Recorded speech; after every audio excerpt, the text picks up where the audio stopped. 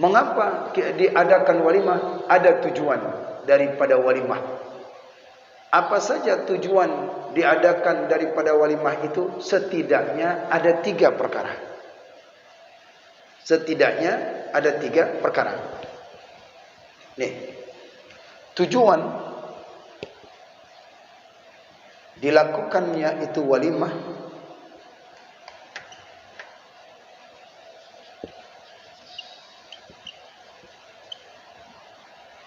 setidaknya ada 3 perkara.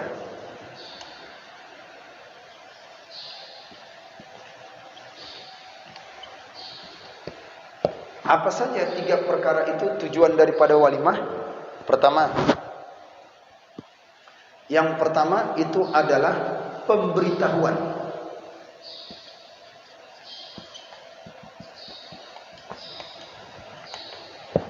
Pemberitahuan bahwasanya si fulan ini sudah menikah, jangan sampai jadi timbul fitnah. Ya kan?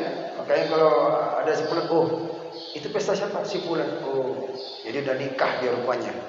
Jadi masyarakat tahu. Tidaknya masyarakat tahu bahwasanya dia itu pemberitahuan. Meninggal pun pemberitahuan juga. Nah, saat dia menikah pun ada, yaitu i'lamun, pemberitahuan. Bahasa Arabnya adalah i'lamun, iklan.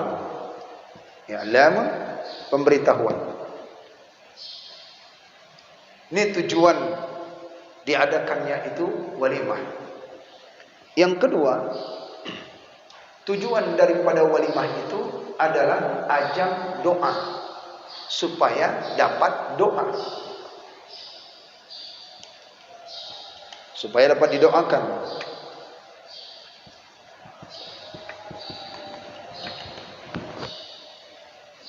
Supaya dapat didoakanlah kedua mempelai itu, supaya dapat didoakan daripada tokoh agama, supaya dapat didoakan daripada orang tua, supaya dapat didoakan daripada masyarakat, orang-orang, kawan dekat, saudara, tetangga. Makanya dikatakan mohon doa restu. Jadi didapatkanlah doa daripada dengan mengadakan walimah. Dan mereka mengadakan walimah ini, ya, banyak limpahan doa dari kalangan-kalangan. Bahkan sampai papan bunga sekalipun sampai di jalan itu diadakan. Nah, itu nanti bab lain lagi nanti kita ceritakan bagaimana hukum meletakkan papan bunga itu ketika ada acara walimah. Apakah boleh atau tidak? Itu lain. Sekarang kita hendak tujuannya dulu. Tujuan yang pertama, walimah itu adalah pemberitahuan, i'lamun. Yang kedua adalah supaya dapat didoa. Yang ketiga, setidaknya adalah mengungkapkan rasa syukur.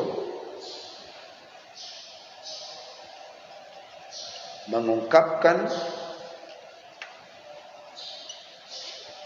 rasa syukur kepada Allah Subhanahu wa taala. Telah diberikan nikmat, telah diberikan kesempatan oleh Allah Subhanahu wa taala. Itulah dia setidaknya tujuan di dalam untuk nikah, dalam menentukan dalam walimah. Makanya didoakan oleh mereka itu dengan rezekinya, semoga hari-harinya tentram. Dengan bahasa apa? Semoga menjadi keluarga sakinah, mawaddah, warahmah. Jadi itulah diadakannya itu walimah. Walaupun cuman walimahnya itu tak diundang banyak-banyak orang, walaupun cuman masyarakat doang, walaupun cuman keluarga dan tokoh masyarakat, jangan sampai tidak ada. Oh, saya sudah ada walimah, sudah misalnya, tapi di kampung lain. Di kampung di sana, di kampung orang sana itu, di sini dia kehidupan sehari-harinya di sini. Setidaknya itu ada rasa syukuran sedikitlah, kecil-kecilan gitu. Tidaknya tokoh masyarakat, tokoh agama, tetangga, udah itu aja. Kalau memang tidak ada lagi. Supaya mendapatkan pertama pemberitahuan, yang kedua ada doa, yang ketiga ungkap rasa syukur. Tak usah berlebih-lebihan. Ini mengadakan dia itu untuk daripada tiga perkara ini. Kemudian di dalam walimah ini, dalam walimah pun, walaupun kita sudah dianjurkan setelah daripada pernikahan itu membuatkan walimah, nah, nanti kalau bapak memiliki anak atau walimah apa sajalah, walimah apa saja, balik daripada walimatul akikah, baik walimatul i'dar atau walimatul khitan dan lain sebagainya, ya, ada hal yang harus diperhatikan dalam rangka membuatkan, yaitu walimah itu. Dalam rangka itu, bahwasannya dalam melakukan walimah yang mengadakan pesta itu, terkadang kita yang harus kita perhatikan itu jangan sampai yaitu mengadakan walimah melewati batas kewajaran. Dalam hal yaitu walimah. Pertama, hal yang harus diperhatikan di dalam orang untuk mengadakan walimah itu,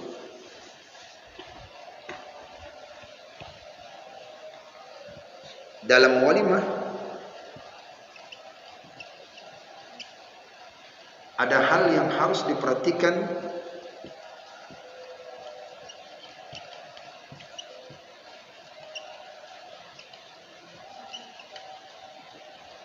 Ada hal yang harus diperhatikan.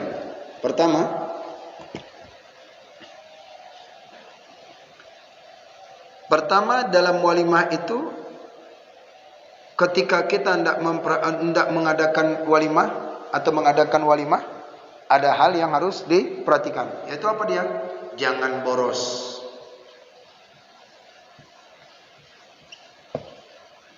Jangan boros. Makanya boleh dibuatkan walimah, tapi tidak harus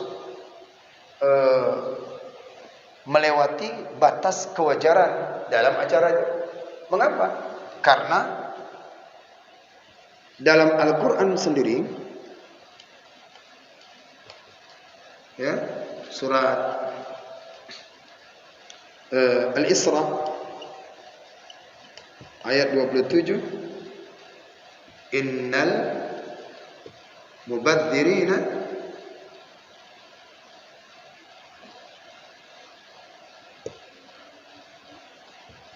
ikhwana syaitan. Karena nanti dikhawatirkan nanti ada yaitu mubazir. Innal mubadzirina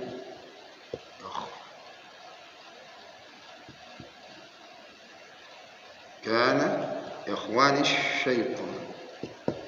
Ini jadi cek lagi.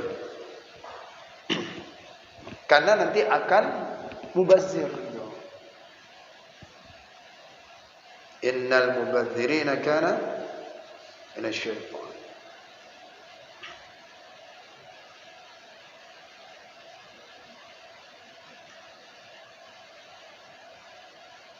Itu tujuan pertama ya. Al-Isra ayat 27 ya. Al-Isra ayat 27. Innal mubadzirina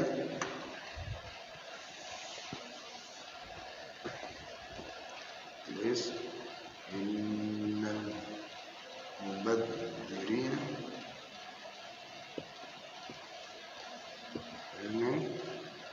ikhwana syaitan.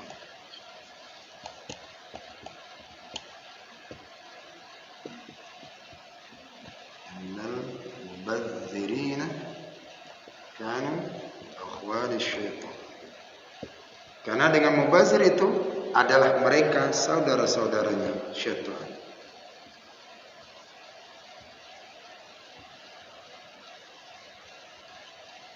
Ini mubazir. Ini yang harus diperhatikan ketika seorang itu dalam mengadakan walimah.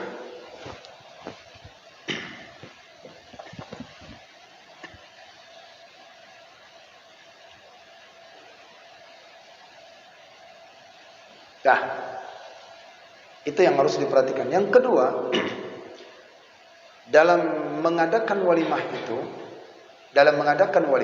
yang harus diperhatikan adalah bukan untuk gengsian. Yang kedua adalah bukan untuk gengsi.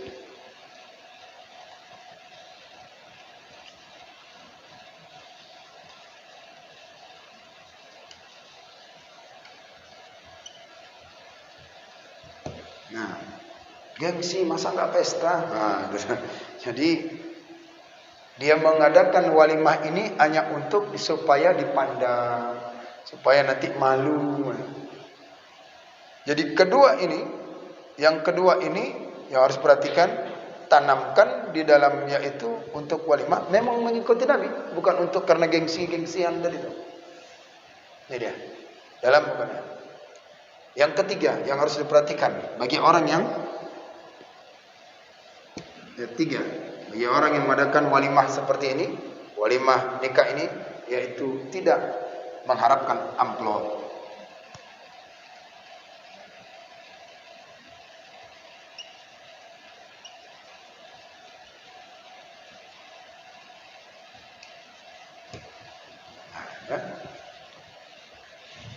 Tidak mengharapkan amplop. Terkadang diletakkan di tempat bagian depan kotak impak ya, apa itu namanya? Amplop. Terkadang tuan rumahnya udah siap-siap megang tas. Tuan rumah ya yang sudah pasang yang pakaian batik-batik itu dipasukan semua nih. Pasukan siap-siap menerima amplop. Nah, itu kantongnya besar-besar. Nah, ini tujuan jangan itu dulu. Kalau hadiah itu lain. Kalau ceritanya memang hadiah, baik itu amplop, bagi apa itu hadiah kan, udah dikasihkan dia. Tapi jangan ada tujuan ini gitu. Jangan ada tujuan daripada yaitu untuk mengadakan walimah itu untuk supaya nanti balik modal, setidaknya balik modal. Atau yaitu ada untung. Nah, mereka-mereka yang demikian itu apa dia? Begitu sudah malamnya itu udah kumpul lah sanak keluarga. Wah, buka kotak impak. Impak di rumah tuh. Ah nih. Sampai ada yang menambahkan. Nah, ini sekian pestanya. Oh, dapat kita sekitar 12 juta. Tapi kita udah rugi nih, 3 juta rugi nih. Kenapa? Modalnya ini 15 juta buat acara nih. Modalnya 20 juta, udah rugi kita. Tapi nggak apa-apanya. Kenapa? Karena untuk pestanya pestanya itu dengan cara utang. Ini nggak boleh memaksakan diri dengan cara utang. Ini jangan mengharapkan karena yaitu amplop. Jangan mengharapkan. Tapi kalau hadiah, itulah yang cerita. Hadiah karena rasa dari hubungan gitu. Hubungan silaturahmi, hubungan kakak adik, hubungan teman, hubungan dengan langsung. Tidak ada persiapan itu tadi, seperti tas, seperti kotak-kotak. Ya. Namanya kita melakukan sunnah Nabi. Kita melakukan sunnah Nabi. Membuat acara, ya silakan. Kalau ada yang memberi, nggak mungkin. Maaf Pak, saya nggak mau ambil, tak boleh. Nggak boleh begitu. Orang ini ada pula hajatan dia. Kalau nanti pesta dia, saya akan memberikan sesuatu hadiah. Kalau hadiah, makanya kita sebutkan ini hadiah dari saya. Kalau bapak kalau bawa hadiah kan nggak mungkin bawa kado besar seperti ini. Hadiah kan mungkin dia bawa amplop. Ya, tapi bagi tuan rumah jangan berharap ini. Ya, gitu. Dia jangan berharap untuk daripada mengadakan acara. Diaturnya nanti kepada yaitu harga dirinya seorang itu untuk mengadakan demikian ini. Seolah-olah digelari secara walimah itu apa dia semata-mata mengharapkan bantuan finansialnya.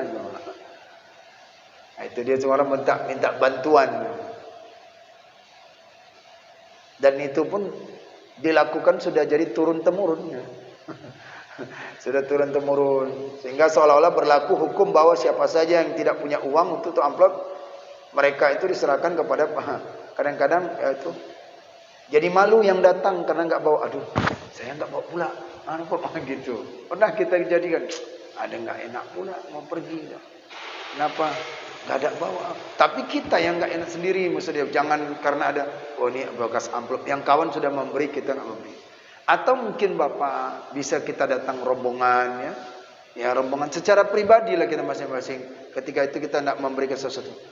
Pak, ini hadiah kami, semua yang datang ini hadiah. Nah itu boleh. Satu rombongan pergi cuma satu. Rombongan 10 orang, amplopnya cuma 20.000. Ya, rombongan. Ada juga yang memberikan itu keluarga. Mengapa diberikan amplopnya itu dengan dia waktu itu, waktu kadang-kadang sedang ditepung tawar, itu menunjukkan rasa kesaudaraan. Nah, jadi yang diperhatikan bagi seorang ini, jangan dia itu tujuan itu tadi, tujuan itu jangan. Yang keempat, hal yang harus diperhatikan bagi seorang itu membuatkan walimah, hendaknya mengundang fakir miskin. Coba kita perhatikan, ada tidak waktu kita buat walimah fakir miskin ikut makan dengan kita? Itu yang utama. Hendaknya perhatikan mengundang fakir miskin.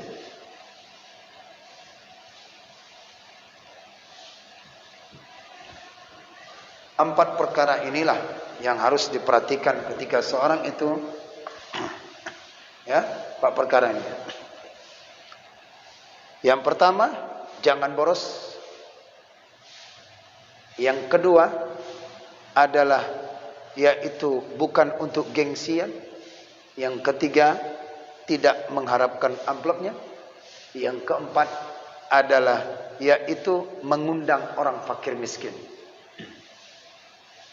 Amin.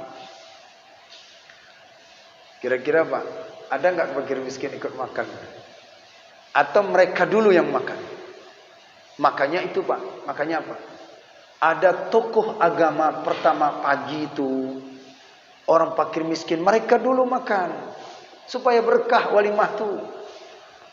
Ya, didoakan, ada berjanjinya kan? Ada apanya, undang, didoakan dulu oleh tokoh agama. Waktu pagi sebelum dimulai acara walimah itu biasanya jam habis zuhur, baru datang tamu yang dari Jawa yang dekat pun.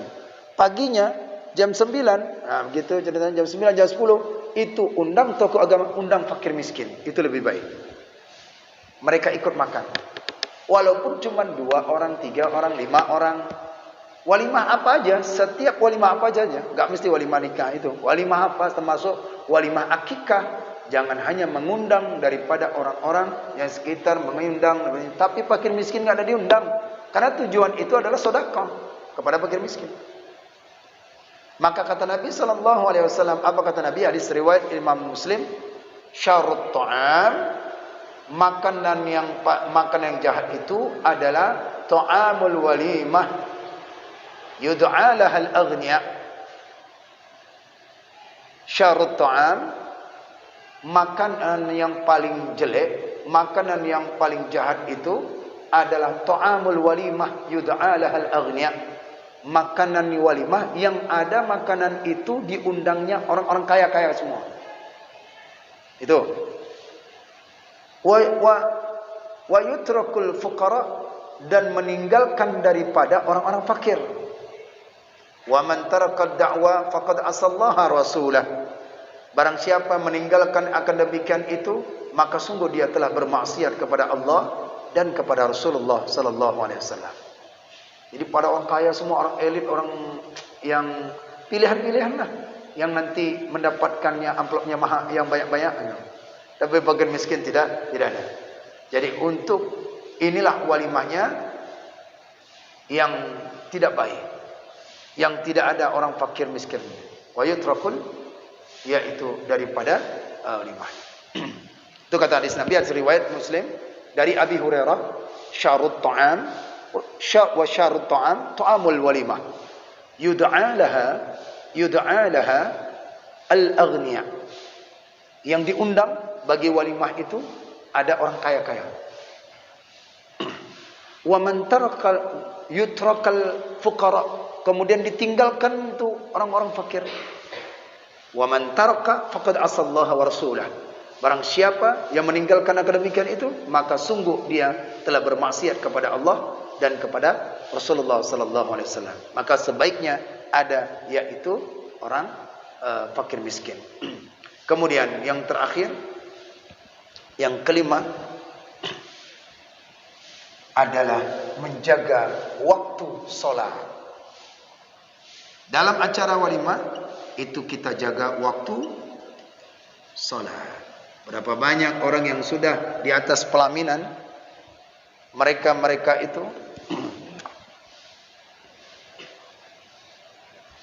mengadakan acaranya itu dari pagi jam 11 sampailah mereka itu sampai malam.